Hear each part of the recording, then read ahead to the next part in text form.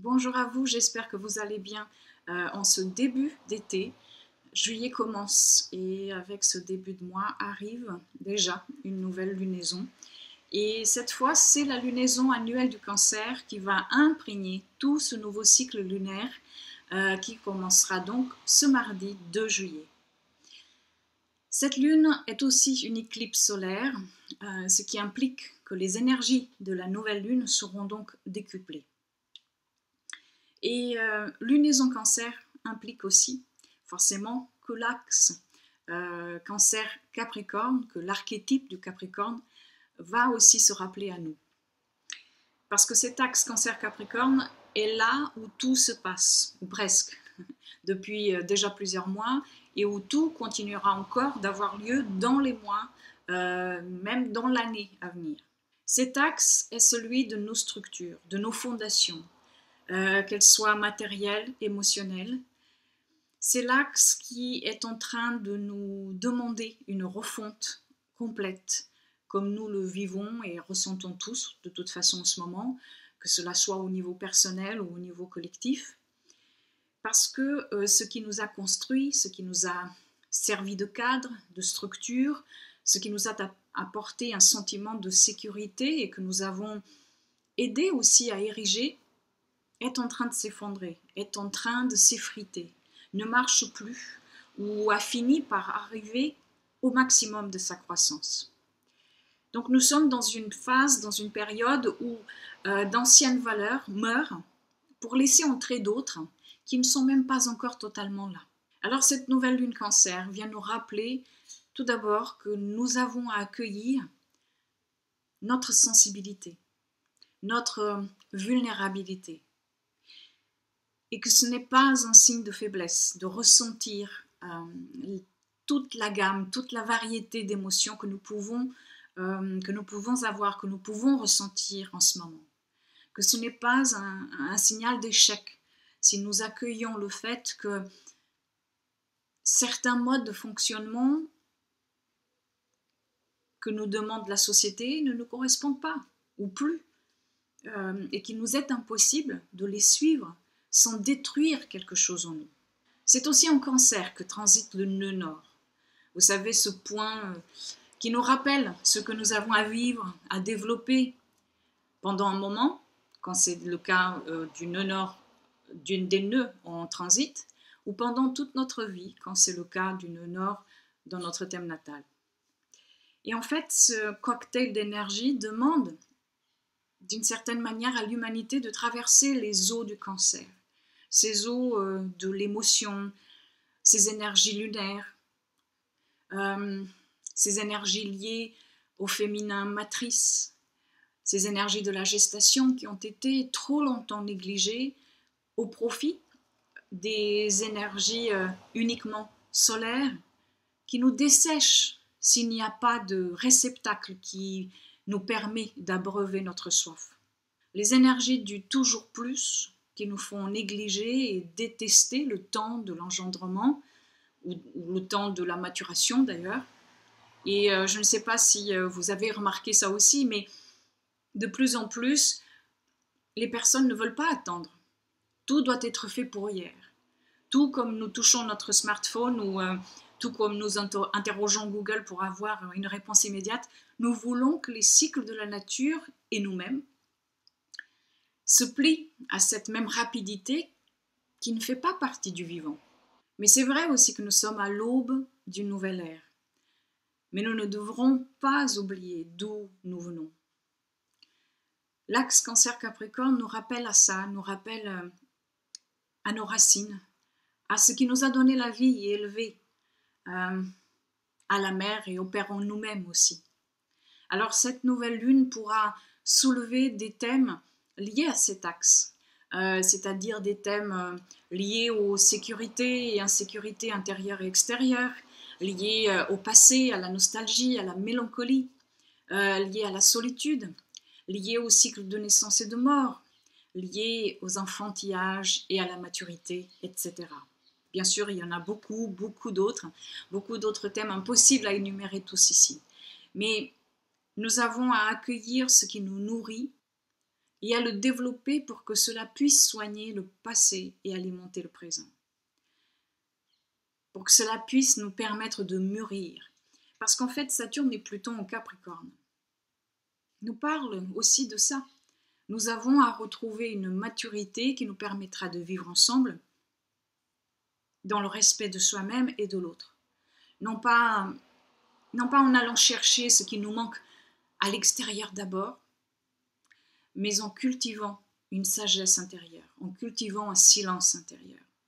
Et cela implique bien sûr une confrontation qui n'est pas agréable avec des parties de soi non aimées, non acceptées. Cela implique aussi devoir faire de la place à la non-action, aux phases de solitude, aux phases où on ne sait pas grand-chose, ou alors aux phases où les progrès extérieurs ne sont pas du tout visibles. Cela implique agir dans la réflexion au lieu d'être dans la réaction permanente. Mais quand je dis ça, je ne dis pas qu'il faut nier l'expérience de la colère, de la tristesse ou autre. Au contraire, bien au contraire. Nous avons et nous serons tout au long de notre vie confrontés d'une manière ou d'une autre à des émotions qui nous dérangent. Mais toutes les émotions sont importantes. Elles ont chacune un rôle à jouer. Ce que je veux surtout dire, c'est qu'il est important de voir quand ces émotions-là nous possèdent, quand elles prennent trop de place en nous. Il nous faut les accueillir, rester avec elles, leur donner une place et puis les laisser partir, ne retenir aucune. Car nous avons la capacité de savoir ce qui est juste en fait, de faire le choix de la justesse dans notre vie de tous les jours. Alors faisons-le aussi par rapport à nos émotions. Nous avons la capacité de faire des choix éthiques pour soi-même et pour la planète, dans nos actions au quotidien, sans penser que cela nous diminue ou nous affaiblit. Alors avant toute action, je pense que nous devrions penser aussi que nous avons la possibilité de faire le choix de la maturité ou le choix de l'enfantillage. Et quand nous faisons le choix de l'immaturité, parce que ça arrive, parce qu'on est loin, on ne sera jamais parfait, parce que la perfection n'existe pas, c'est se dire que demain, mes choix seront différents, que je peux évoluer. La rétrogradation de Mercure commence le 8 juillet et ce sera en Cancer, même si la rétrogradation commence et restera quelques jours, tout d'abord en Lion. Et Mercure, cette année, en fait, rétrograde dans les 3 signes d'eau. C'était déjà en Poisson au mois de mars, c'est maintenant en Cancer, donc en juillet, et puis ce sera au mois de novembre en Scorpion. Et cette rétrogradation de juillet commence, comme je vous le disais, au tout début du Lion. Toute rétrogradation de planète est un plongeon, un appel à revenir vers soi, à revenir vers les choix et décisions des derniers mois, surtout les rétrogradations de Mercure.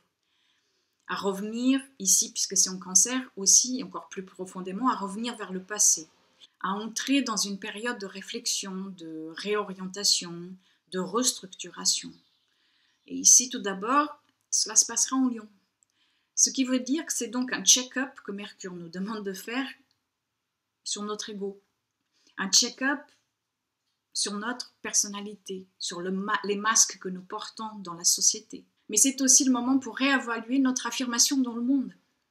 Qu'elle soit trop en avant ou pas assez, c'est une révision de place et du rôle de l'ego dans nos vies, du rôle aussi de l'ego en général dans le monde.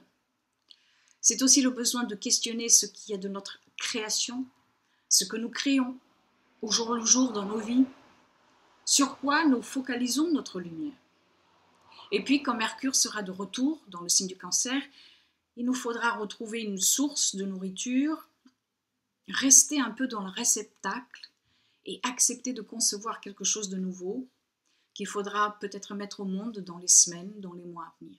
Alors comme toujours, une période de rétrogradation et surtout de Mercure est un bon moment pour écrire, faire du journaling et enregistrer vos émotions et ce que vous vivez au jour du jour. Je vais d'ailleurs maintenant vous donner quelques dates pour cette rétrogradation de Mercure qui des dates qui pourront vous servir comme compas pour accompagner au mieux cette période avec ce que vous souhaitez, du journaling, de la réflexion, des méditations, des soins aussi, etc. Donc Mercure est déjà entré en Lion le 28 juin et restera en Lion donc jusqu'au 19 juillet.